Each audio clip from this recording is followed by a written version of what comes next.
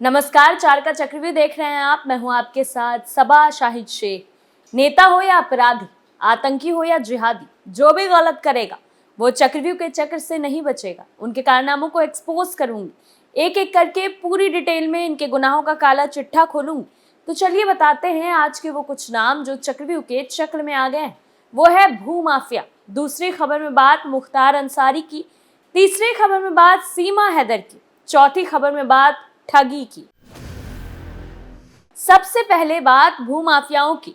देवरिया हत्याकांड मामले में पुलिस एक्शन मोड पर काम कर रही है। जिले में एक ही परिवार के 5 लोगों की हत्या किए जाने के बाद पुलिस बाकी अपराधियों पर भी लगाम कस रही है। जिले के अपराधियों पर लगाम लगाने के लिए पुलिस के साथ जिला प्रशासन भी जुटा हुआ है। जिला प्रशासन ने भूमाफिया रामकृपाल यादव की 3.73 करोड़ रुपए से अधिक को कुर्क किया है। प्रशासन ने बोली लगाकर भूमाफिया की करोड़ों रुपए की संपत्ति कुर्क की। दरअसल देवरिया जिले के सुरौली थाना क्षेत्र के विष्णुपुरा गांव का रहने वाला भूमाफिया रामकृपाल यादव के खिलाफ जिला प्रशासन ने एक बड़ी कार्रवाई की है। इस कार्रवाई के बाद जिला के बाकी भूमाफियाओं में खौफ का माहौल बना हुआ है। भूमाफिया रामकृपाल यादव का रौनक होटल, रेस्टोरेंट और जमीन की कुल 3 करोड़ 73 लाख रुपए की संपत्ति कुर्क की गई।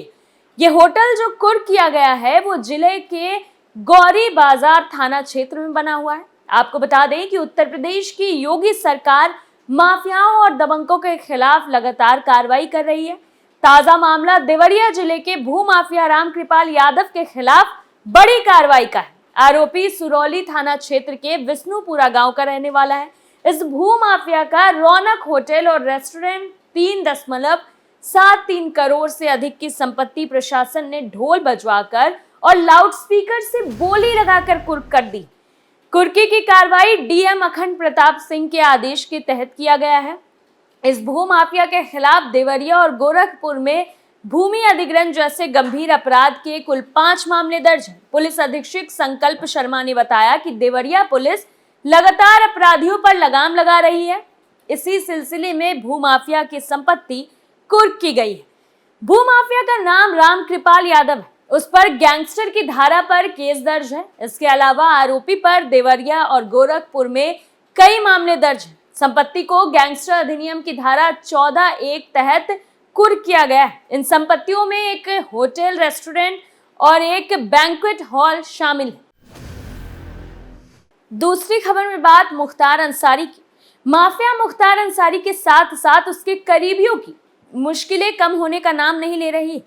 अब 10 बिस्वा सरकारी जमीन के दस्तावेज में हेराफेरी कर बेचने के मामले में मुख्तार के रिश्तेदार समेत 4 लोगों पर मोहम्मदाबाद कोतवाली धोखाधड़ी समेत कई धाराओं में केस दर्ज हुआ है। क्षेत्रीय लेखपाल की तहरीर पर केस दर्ज कर पुलिस ने मामले की जांच शुरू कर दी है। यूसुफपुरगंज तहसील मोहम्मदाबाद के रहने वाले फिरोज अहमद, फयाज खान, संजय शर्मा और चंद्र प्रकाश शर्मा ने मुख्यमंत्री पोर्टल पर सरकारी जमीन पर अवैध कब्जा को लेकर शिकायत दर्ज कराया था। इसमें कहा गया कि अर्जी नंबर 712 के 25 बिस्वा में से 10 बिस्वा जमीन के दस्तावेज के साथ हेराफेरी किया गया है। इसके बाद मुख्तार अंसारी के करीबी मिसबाउद्दीन अंसारी और भाइयों की तरफ से संचालित समिति को ये 10 बिस्वा जमीन अलॉट कर दिया गया। इस मामले में हुई शिकायत का संज्ञान लेकर डीएम ने शिकायत की जांच करने के लिए एसडीएम मोहम्मदाबाद को निर्देश दिया था। जांच में शिकायतकर्ताओं के आरोप सही पाए गए। जांच में ये बात सामने आई कि जमीन के रिकॉर्ड में हेराफेरी कर मिसबाउद्दीन अंसारी के भाइयों की समिति फरीदुल हक अंसारी मेमोरियल सोसाइटी यूसुफपुर की अध्यक्ष रशीदा खातून के नाम से जमीन का रजिस्ट्रेशन बेनामा कर दिया, जो कि नियम विरुद्ध है। इसके बाद क्षेत्रीय लेखपाल महेंद्र कुमार सिंह ने कोतवाली मोहम्मदाबाद में हरी, मुन्नू, मिसाबुद्दीन अंसारी और मिसाबुद्दीन अंसारी के भाई के खिलाफ तहरीर दिया। फिर धोखाधड़ी समेत अन्य धाराओं में केस दर्ज किया गया है। इंस्पेक्टर घनानंद त्रिपाठी ने बताया कि केस दर्ज कर मामले में आगे की जांच की जा रही। तीसरी खबर में बात सीमा हैदर की। सचिन और सीमा हैदर की शादीशुदा जिंदगी में क्या सब कुछ ठीक चल रहा है? क्या सचिन अब भी सीमा की बातों पर ध्यान देता है? इन दिनों सचिन का रवैया पत्नी के प्रति कैसा है? दोनों की प्रेम कहानी ने काफी सुर्खियां बटोरी थी। अब लोगों की उत्सुकता उनके वैवाहिक जीवन को जानने की है। प्रेमी के लिए देश छोड़ने वाली सीमा हैदर सचिन की पत्नी बनकर भारत में रह रही है। शादी के बाद दोनों की जिंदगी में भरोसे और मोहब्बत की मजबूत दीवार थी। दोनों एक दूसरे के साथ मीडिया का सामना करते, घर आए हुए पत्रकारों के सवाल का जवाब देते। अब सीमा को सचिन से शिकायत पैदा हो गई। बताया जाता है कि दोनों के वैवाहिक जीवन में खटास सी आ गई। सीमा की शिकायत है कि सचिन पहले जैसा नहीं रहा, अब उसकी जिंदगी में बदलाव आ गया है। तवज्जो देने के बजाय सचिन सीमा से कटा कटा रहने लगा है। पाकिस्तान से प्रेमिका की कॉल के लिए बेताब रहता था। सीमा भी बेकरार धड़कनों को दबाए रहती थी। दोनों के बीच बेचैनी बढ़ी हुई थी और नींद भी नहीं आती थी। शादी के बाद अब सीमा को सचिन से शिकायत रहने लगी है। सीमा का कहना है कि सचिन अब कतराने लगे हैं, बात का भी सही से जवाब नहीं देते हैं। पत्नी के साथ समय बिताने पर सचिन का ध्यान नहीं रहता। हर पत्नी की तरह सीमा की भी शिकायत है। सीमा का कहना है कि सचिन का स्वभाव भी बदल सा गया है। हाव भाव में आए परिवर्तन के कारण पत्नी जानना चाहती। बार बार कुरेदने के बावजूद सचिन साफ साफ जवाब नहीं दे पाता।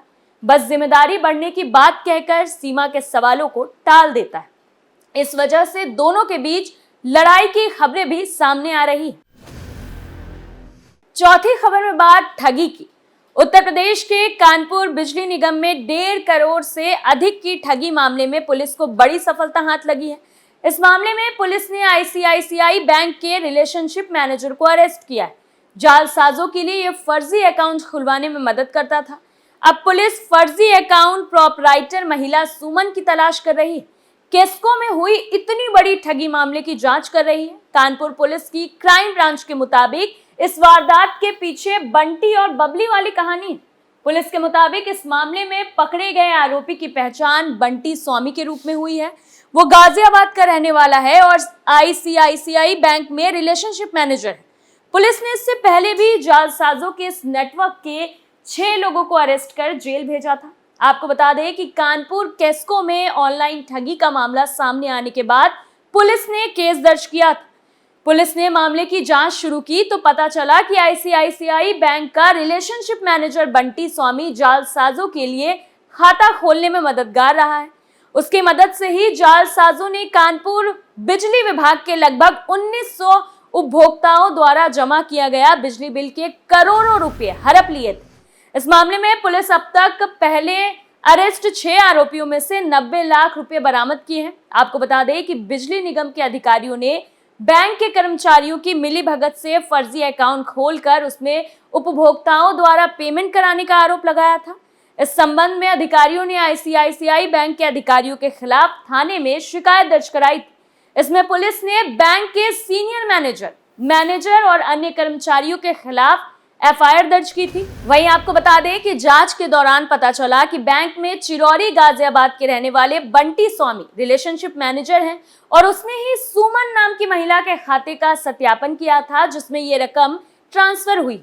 इसके लिए बंटी को ठगी की टोटल रकम का 3% हिस्सा भी मिला है। एडीसीपी क्राइम मनीष सोनकर ने बताया कि आरोपी को बागपत से गिरफ्तार किया गया है। इस मामले में महिला सुमन के पति योगेंद्र को पहले ही गिरफ्तार करके जेल भेजा जा चुका है।